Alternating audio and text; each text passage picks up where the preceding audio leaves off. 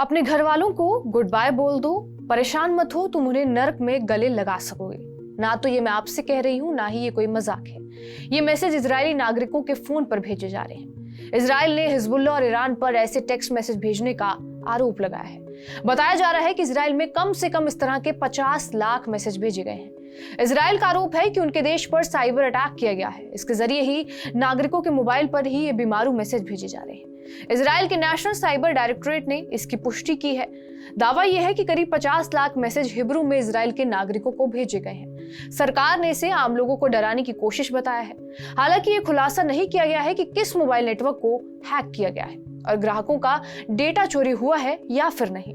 Cyber निदेशालय ने कहा कि इजरायलियों को संदेशों के 3 संस्करण भेजे गए, जिनमें सभी अज्ञात वेबसाइटों के नुकसान पहुंचाने वाले लिंक थे। आईडीएफ ने बुधवार रात दक्षिणी लेबनान के ऊपर हवाई हमला किया है। सीमा पर लेबनान में हिजबुल्लाह के हमलों के बीच कम से कम 70,000 इजरायलियों को उत्तरी इजराइल से निकाला गया है। इसी हफ्ते इजराइल ने हिजबुल्लाह पर 2 तरफा हमला किया है और पेजर और वॉकी टॉकी विस्फोटकों में कम से कम 37 लोग मारे गए और 3,000 से ज्यादा लोग घायल हुए हैं।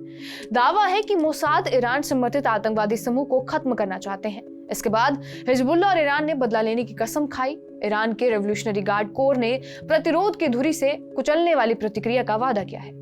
हिजबुल्लाह नेता हसन नसरुल्लाह ने एक भाषण में इजराइल पर निशाना साधते हुए कहा कि दुश्मन ने नरसंहार में सभी सीमाएं, नियम और लाल रेखाएं पार कर ली हैं। उन्होंने इस युद्ध की घोषणा करार कर दी है।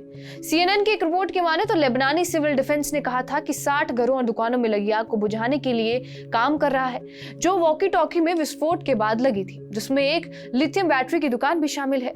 नेप्ती गवर्नरेट में 15 कारों और दर्जनों मोटरसाइकिलों में आग लग गई और 2 फिंगरप्रिंट डिवाइस भी जल गए। बताया जा रहा है कि ये वॉकी टॉकी 5 महीने पहले खरीदे गए थे। पेजर भी करीब तभी खरीदे गए थे। धमाकों के बाद हिजबुल्लाह के दूसरे सदस्य वॉकी टॉकी से बैटरियां निकालकर फेंकने लगे और लेबनानी मीडिया के मुताबिक घरों में लगे सोलर सिस्टम में भी विस्फोट हुए हैं। बहरहाल, आपका इस खबर पर क्या कुछ कहना है, हमें कमेंट बॉक्स में जरूर बताएं। बाकी देश और दुनिया की तमाम बड़ी खबरों के लिए बने रहिए हमारे साथ टीवी 9 डिजिटल पर।